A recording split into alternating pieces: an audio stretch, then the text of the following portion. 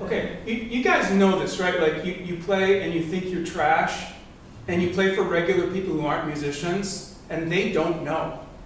Okay, they don't know that you missed you're supposed to have 86 notes in the trill and you had 85, and they don't know. And why are you going to wreck it by telling them?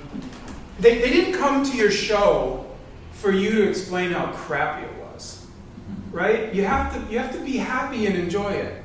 And they don't actually care that much about perfection. They really don't. And you're boring them if you make it all about that, and you're all mad and upset when you're not perfect. Like what you're doing is telling them you're not allowed to have fun because I wasn't satisfied. I've heard a lot of fantastic performances that had some wrong notes, and man, would it have ruined it if the pianist went and sulked or something. I actually had a guy, a guest artist at my school. He played, he just had an off night. It wasn't that good. And he was mean to me. Like, he was crabby. And I'm like, I'm never inviting you again. You could have just laughed about it. Anyway, I will say more about why it's actually way less scary than you might think.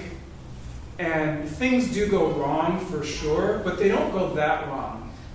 Because, okay, I came here on the train from the airport.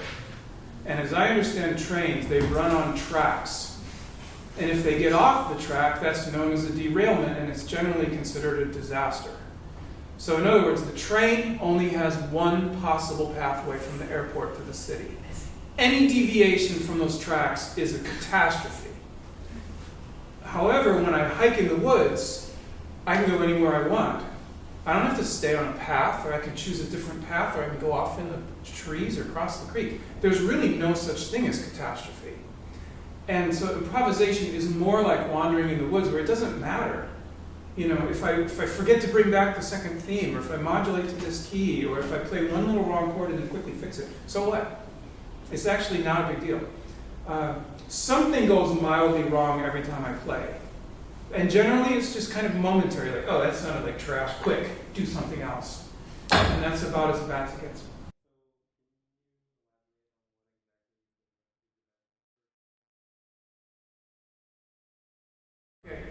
When people come to me for lessons, I tell them, learn rule of the octave in every key, in every position of the right hand. You understand right hand chord positions? 1, 3, 5 in the right hand. Every key with a metronome, no mistakes. And then you can have a lesson when you've learned that.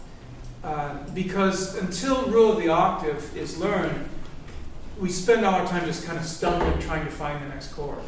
But once you know rule of the octave, then we can start to do things like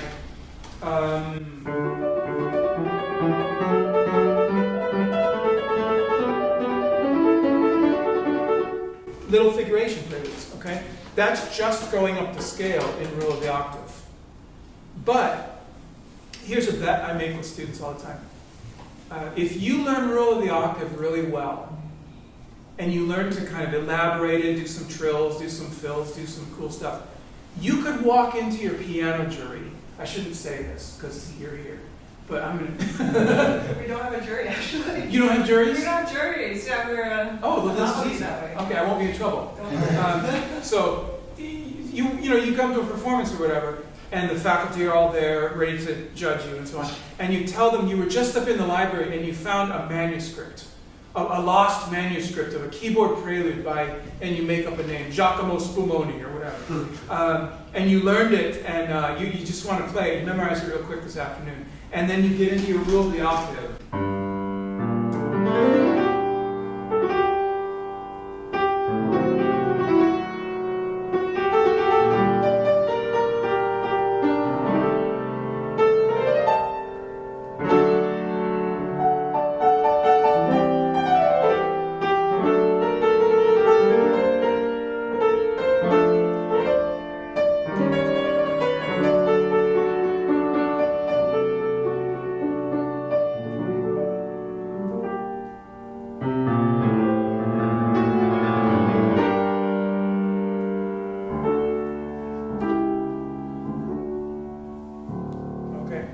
Prelude by Giacomo Spumoni.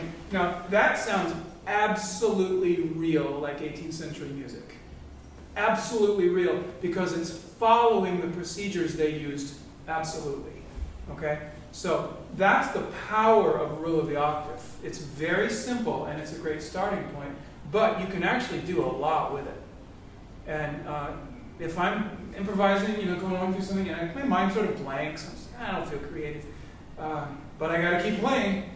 So I might just go through rule of the octave with some cool figuration.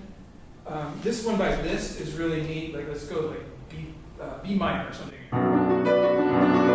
With your arpeggiate, and then you do a double note on top, and it's kind of chunky sounding.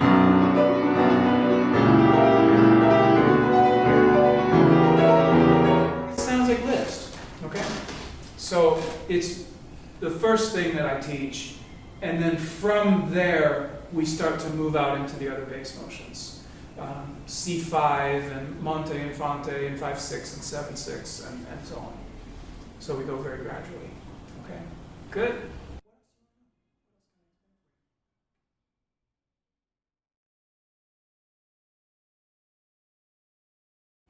I don't know how long it would take you. Again, as I mentioned before, I think you're probably smarter than I am. And you're definitely like younger and more energetic and receptive to new knowledge than I am, because I'm all old and stuff. So you could probably do it faster than I did. Here's what I did. I've been doing this about 10 years or a little more. And what happened was, like everybody else, each season I figure out what my program is going to be, because I'm going to go out and play, colleges in my region, play some shows. And I had always been really excited about a new program. Like, ooh, what new cool repertoire can I do? And this year came along, and I just couldn't do it. It just seemed like I'd done it and done it and done it and done it. I just couldn't settle on anything. And then I said, what would be really fun is to do like half a classical program and then improvise on jazz standards for the second half. Not play the Gershwin preludes, not something written out, not a transcription of Thelonious Monk or Oscar Peterson, but actually improvise. So I took a summer, I called it the Summer of Jazz, and I just studied jazz all day long for the entire summer. And I would practice and read books and stuff. And then I would start to introduce jazz tunes, like maybe as an encore in the second half of the program. And that was really fun, and I liked it, and the audience liked it. And then I started to notice ways that things I was thinking playing jazz were very close to classical.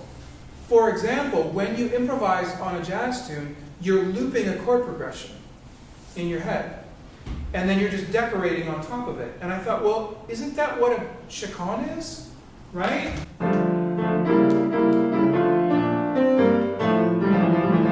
Okay, it's just that.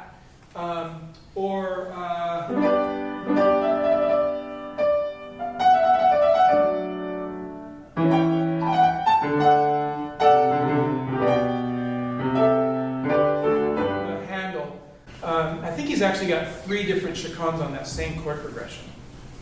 And in one of them, he goes over it 62 times. 62 variations on the same chord progression. Okay?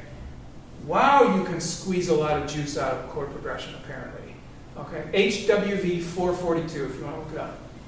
So I was having these thoughts, and I said, what if I could use this insight and play something improvised in a concert? So I remember the first time I did it, I was playing Handel HWV 435, the G major chaconne, and I said, in the middle of this, I'm going to improvise something on this. In the middle of his variations, I'm going to improvise my own, and I'm not going to tell the audience. And I want to see if I can just fake them out and they won't notice, because they don't know that much about music. They're just regular people, right? So that happened, and nothing bad happened. And I said, okay, next step is now I'm going to tell them and make it a game, and I'm going to say, you guys try to guess when it's Handel and when it's me. And so now we're going to have some fun. And then people listen more closely, and you get a better audience. So that went fine. And then I said, oh, you know what? What is stopping me from doing the entire thing? Why can't I do a whole chaconne? Got all the pieces. And so that was really what got me going. into more complex forms, Baroque dance suite, and then finally fugue. I really wanted to figure out how fugues work. Finally, late in life. So that was kind of my journey.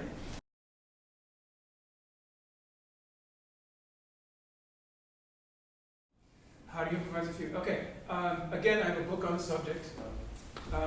But the main thing, like with fugue, is you have to have, you have your subject, and then the subject has to come in the dominant while you improvise something else in the first voice. So you have to start by learning to play two-part counterpoint in just improvise. So if I take, this is from The Art of Fugue.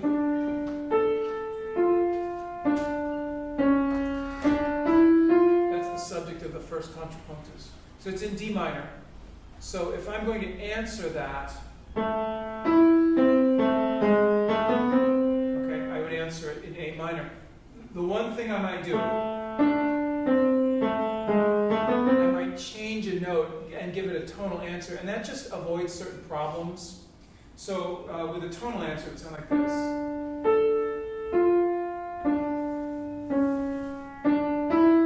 I could start right there and do that.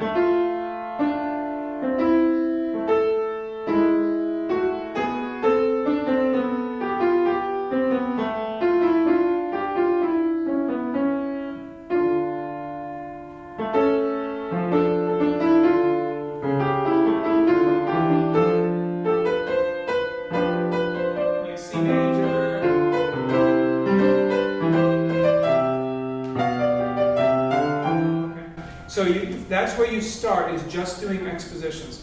Now, I told you I'm slow. So I took an entire summer and I improvised fugue expositions for 2 hours every day. Okay? And the reason it was hard, I know how to do it on paper. I've played fugues from the Mortensen clavier, and I've played Bach Busoni stuff, and I know how it all works on paper. I couldn't do it in real time. I couldn't manage all this stuff with the clock ticking. And it felt like there were neuron connections in my brain that weren't making the connection. And so I just spent the time until it felt like it finally clicked. It was almost like physical training. Okay, so I think there is an arduous season to do that. And I found that my audiation got a lot better, and just I could think about counterpoint a lot better. So the exposition is the hardest part when the voices come in. Then you have episodes, which are free material, and you can kind of do anything you want. You can quote the theme, or you don't have to. You can just do random music. Then you have presentations where the subject appears in various voices. So the first thing I do when I'm working on a fugue subject, the first question I ask is, how does this work as a bass, and how does it work as an upper voice? So if it's a bass, how do I harmonize it?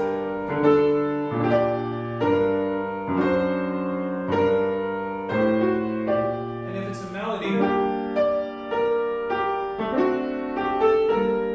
what's a basic harmonization? So that you're ready to put it anywhere in the harmonic texture. Okay? Then you have the more advanced stuff, the strettos, and which are much more difficult. Sometimes you have to do a little study away from the keyboard to get ready for a stretto, because they can be very advanced. So it takes time. It takes a lot of time.